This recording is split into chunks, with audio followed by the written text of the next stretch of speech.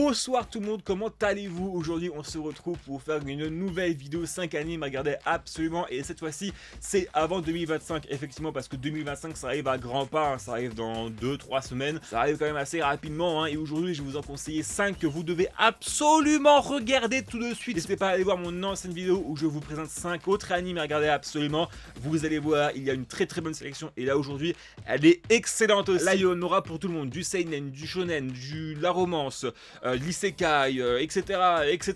Bref, il y en aura pour tout le monde. En tout cas, n'oubliez pas de liker et de vous abonner parce que ça aide énormément la chaîne YouTube, hein, vous le savez, hein, comme toujours, hein, Road to 1600. Et surtout, envoyez cette vidéo à tous vos potes qui sont actuellement en train de chercher des animés, parce que je pense qu'il y aura beaucoup de recommandations dans cette vidéo-là. Bref, prenez votre boisson, votre café et posez-vous tranquillement. On va commencer par le premier animé qui a pour moi été une énorme surprise, je vais pas vous mentir. Jill est la fiancée du prince héritier Gérald, ayant à son succès plein de batailles, étant une héroïne éminente du royaume de Kratos. Non, pas ce Kratos là. Mais ce fils de mammouth va tromper Jill Valentine avec sa propre sœur. Vous vous en rendez compte? C'est le monde qui est à l'envers ou c'est moi qui est à l'envers? Est-ce que le monde il est à l'envers ou c'est moi qui est à l'envers? Je comprends plus rien, non mais quoi? Ah ça y est, je prends ma retraite moi, ça y est, j'en peux plus les gars, je suis désolé les gars. Elle va être accusée de trahison avec l'Empire, puis se fera enfermer et assassiner avec l'épée de la déesse. Mais comme par hasard, Jill va se réincarner dans son enfance, juste avant d'officialiser son mariage avec Gérald. Elle va tout faire pour l'esquiver, s'enfuir. Encore s'enfuir, mais s'enfuir dans un autre pays cette fois-ci. C'est un peu le harcèlement s'il te plaît. Il faut que j'appelle le FBI, c'est pas possible. Comment ça, dans un autre pays? Carrément je la suis. Et en plus... Mais par contre, trouver un inconnu et lui dire que t'es amoureux de lui, ah là ça marche. Parce qu'il y a une raison en fait, c'est parce que c'est l'empereur ennemi du royaume. Rien que ça.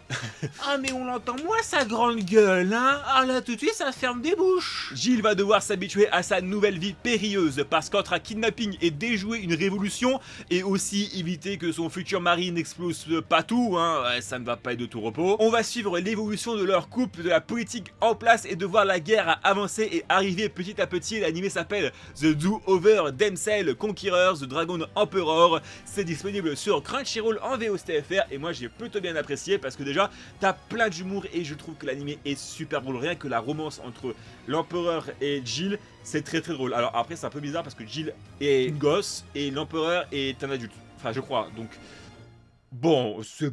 Voilà. Mais en vrai de vrai, il y a quand même pas mal de points positifs. Déjà, bah, l'anime est magnifique, il y a beaucoup d'enjeux et t'as envie de savoir qu'est-ce qui va se passer. J'adore le côté médiéval et de l'alchimie des deux personnages principaux, donc du coup de l'empereur et de Jill, parce qu'ils sont juste beaucoup trop mignons en fait. Et ils ont tellement un comportement différent l'un de l'autre, mais qui se complètent énormément. Et je peux vous dire que vous allez vraiment apprécier cet anime là, donc je vous le conseille à 100%. Alors là, on va passer à tout l'opposé. Imaginez un jour, vous vous levez et une inconnue sonne à votre porte. Bon déjà, je prends un objet pour l'assommer, alors je vous jure, rigolez hein, mais ça pèse une tonne. Ah, je pense pas que vous ayez envie de prendre ça dans votre crâne, hein. Vous ouvrez la porte et devant vous se tient une maid. Oh Diane, je dis de pas aboyer, non? Qui a été affiliée à vous pour je ne sais quelle raison. Alors parlons français par contre. Mamma mia, la bombe atomique, hein. Mais vas-y, rentre, mais marche-moi dessus, fais ce que tu veux, mais rentre. Yuki, depuis son plus jeune âge, a été robotisé pour tuer encore et encore. Un peu à l'image de Yor, sans aucune émotion et sans socialisation, se renfermant petit à petit sur elle-même, ne connaissant qu'un monde de sang et de mort. Bon, c'est pas la news la plus rassurante, mais au moins t'as une assurance vie gratuite et à vie. Ah, je peux vous dire que tous les ricains le rêvent ça. Après ça, le plaisir de se réveiller avec une beauté pareille, c'est mon rêve, même si elle est extrêmement maladroite et ne connaît absolument rien à la vie, et que sa seule passion ce soit les sauces que tu mets dans le poulet. Yuki va faire dorénavant partie de la vie de notre Hitoyoshi, qui est un lycéen banal dont il fait partie d'une famille pas banale, même s'il ne le sait pas. Il va devoir lui apprendre comment faire des tâches ménagères, lui faire découvrir de nombreux plats et le principal de comment vivre dans une société normale, et accessoirement de savoir comment se comporter avec des inconnus, parce que Yuki va par la même occasion rejoindre la classe d'Hitoyoshi. Vous l'aurez compris, on va suivre le quotidien de nos jeunes protagonistes. C'est un slice of life plutôt original et assez drôle, avec peut-être un petit ton de romance. Peut-être, je sais pas, à voir. L'anime s'appelle You Are Miss Servant et c'est uniquement en VOSTFR sur Crunchyroll, même s'il y a une grande chance que la VF apparaisse bientôt parce que l'anime marche quand même super bien. Chaque épisode est de plus en plus what the fuck et à chaque épisode j'éclate de rire, je peux vous jurer, c'est trop drôle. Avec ces personnages haut en couleur et tellement exubérants les uns des autres. Il y a un personnage qui est un peu en mode sister addiction, il y en a un autre c'est un peu un sadomasochiste et puis même c'est juste plaisant à regarder parce que l'animation est là aussi très beau je trouve personnellement. Après un animé où le personnage principal vit sa meilleure vie, bah là c'est carrément tout l'inverse. C'est pas rassurant. Notre héros Lost faisait partie de l'équipe la plus forte et reconnue de la ville, mais il ne vivait pas sa meilleure vie non plus. Il se fera bannir immédiatement de l'équipe étant considéré inutile. Après c'est pas une énorme perte pour Lost parce que entre de la maltraitance et de l'escroquerie, je pense que c'est même une très bonne nouvelle. Mais un jour sa vie va radicalement changer. Alors qu'il était considéré comme le healer le plus faible de tous, étant évité par tous les aventuriers, il attend sagement avec une pancarte décrivant chercher une nouvelle équipe. Mais tout lui porte bonheur, une jeune fille, Narsena, va l'accoster pour lui demander de créer un groupe avec lui. Il s'avère que cette jeune fille a des antécédents avec Lost, sauf que lui ne le sait absolument pas. Bon après tu peux me dire que cette fille et cette fille là c'est la même personne, franchement jamais j'y aurais cru. Et je suis sûr que vous là jamais vous l'aurez reconnu, à part si vous vous appelez la Planète. Petit à petit nos deux compagnons vont faire ami et plus encore.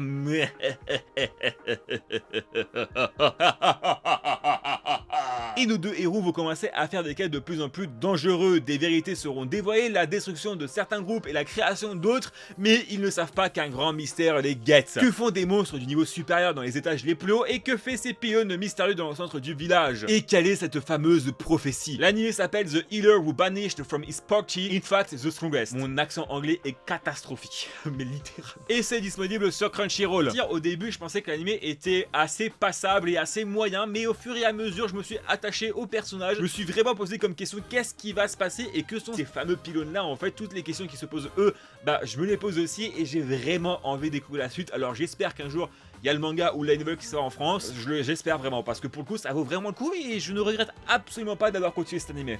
On va refermer le chapitre sur les animés de fantasy et là on va passer à des animés se situant dans un Tokyo d'aujourd'hui. Avec le premier qui est une romance dont c'est le rêve de tous célibataires dont moi. Les gars je suis bientôt au rang de déchet de la société, il faut que ça change tout de suite. Et d'ailleurs tous les célibataires, alors quel rang êtes-vous là? Dites-moi en commentaire, ça sera intéressant. Taiki Inomata est un membre du club de badminton de l'école Elmei et il est fou amoureux de la jeune Shinatsu Kano, faisant partie du club de basket aux côtés de qui il s'entraîne tous les matins. Les parents de Shinatsu vont déménager, mais Shinatsu veut absolument rester avec son équipe et participer au tournoi interlycée. Elle va devoir habiter avec une amie de sa mère. Et comme de par hasard, il s'agit de la mère de Taiki. Il en a de la chance celui-là. Les deux vont commencer à cohabiter ensemble, à apprendre à se connaître et se pousser chacun vers la réussite. Mais ce n'est pas de tout repos car Taiki est loin du niveau interlycée et loin aussi de réussir son but avec Shinatsu. Entre déception et joie et des petits accidents, je suis vraiment comme un dingue devant chaque épisode. Je suis là en mode... Et ce qui va se passer, je suis trop addict. Je suis en PLS à chaque épisode. L'anime s'appelle Blue Box et c'est disponible sur Netflix en VOSTFR. D'ailleurs, c'est une dinguerie qu'un animé de romance de sport a une meilleure animation que Blue Lock. Mais moi, j'y crois pas. Je sais pas comment c'est possible. C'est l'une des romances à commencer absolument. Et ce qui est vraiment très cool, c'est que cet animé a un alchimie très spécial entre le sport et la romance parce que c'est une parfaite fusion. T'aimes la romance, tu vas adorer, tu vas aimer le sport, tu vas adorer, tu vas t'y retrouver parce que il y a aussi un gros côté sur le tournoi et pas que la romance et c'est cool, tu vois, parce que bah si c'était que de la romance, bah ça serait un animé un peu classique comme on connaît hein. Et tu vois aussi tout le mindset des personnages et l'esprit des personnages se tourner vers le sport plus que vers la romance. Et ce qui est vraiment très bien avec la relation entre Shinatsu et Taiki, c'est que c'est vraiment une relation humaine en fait. On va voir toutes les étapes d'une relation, d'un commencement d'une relation avec des disputes, avec des malentendus, avec de la joie, de la bonne humeur. Même chaque personnage est vraiment humain parce qu'il va regretter des erreurs qu'il a fait, il va regretter des actions qu'il a fait auparavant. Il va être heureux, il va être triste, il va être dégoûté et franchement, bah, je peux vous dire que ça c'est vraiment pas mal et que ça rajoute beaucoup d'immersion et ça change un petit peu et bah, de toutes les autres romances hein, avec des personnages un petit peu faux ou alors une relation un petit peu forcée et fausse aussi et ça c'est vraiment cool. Bref, c'est vraiment une très grosse recommandation comme le dernier animé qui est pour moi une excellente surprise. Sakuragi Kana est une jeune femme cherchant pour une énième fois un travail car elle est au chômage. Malgré tous les échecs qu'elle a subis à cause d'une capacité qu'elle possédait, elle retient absolument tout ce qu'on lui dit. Heureusement qu'elle n'est pas rancunière parce que sinon, le jour où vous aurez une dispute avec Sakuragi, mais je peux vous dire qu'elle va vous sortir un dossier, mais même vous ne savez pas autant sur votre propre vie. Mais elle ne perd pas espoir lors de son ultime entretien, quelque chose va gâcher son entretien. Cette fois-ci, ça ne vient pas d'elle, mais d'un Kaiji. Le mangaka n'est vraiment pas parti loin parce que tu prends le mot Kaiju, t'enlèves une lettre, tu fais un mix and pot et hop, Kaiji. Ce sont des créatures mystérieuses s'attaquant à la population. En conséquence, un nouveau métier a vu le jour, celui de Magical Girl. Ces employés de compagnies privées ont la grande responsabilité d'exterminer les Kaiji. Je voudrais savoir, serait-il possible de postuler pour devenir Magical Girl? Depuis que j'ai vu ce mec là, mec, il a un flow de fou malade, j'ai trop envie de le ressembler. Lors de son dernier entretien, elle sera convoquée dans une salle contenant un Kaiji. Et pas un petit Kaiji et pas inoffensif non plus. L'entreprise paniquée appelle d'urgence la première entreprise la moins chère possible, Magie Lumière. Mais tout ne se passe pas comme prévu car l'entreprise a menti sur le rang du Kaiji. Hitomi Koshigaya va demander de l'aide à Sakuragi car sinon le bâtiment va tout simplement exploser. Tout va bien se passer et Sakuragi va même rejoindre Magie Lumière. Ou elle aura comme but de tuer tous les Kaiji et de sauver le monde. Sauf que ces entreprises ne savent pas que leur monde est sur le point de changer parce que les Kaiji sont en train d'évoluer et seront de plus en plus dangereux. Bienvenue dans le monde de Magie Lumière, Magical Girl Inc. et c'est disponible sur Amazon Prime et vous avez aussi le manga aux éditions Kana. Et je peux vous dire que le manga est vraiment juste excellent. J'ai vraiment apprécié l'anime parce que déjà t'as un petit peu ce côté Sailor Moon que j'adore. La transformation de ces filles en Magical Girl qui est vraiment juste spectaculaire. Ça explose de partout, c'est magnifique, ça pétille de partout, bref, mais regardez-moi ça. スズランのピアス全部入った菓子の小箱錠を開いて出てきなさい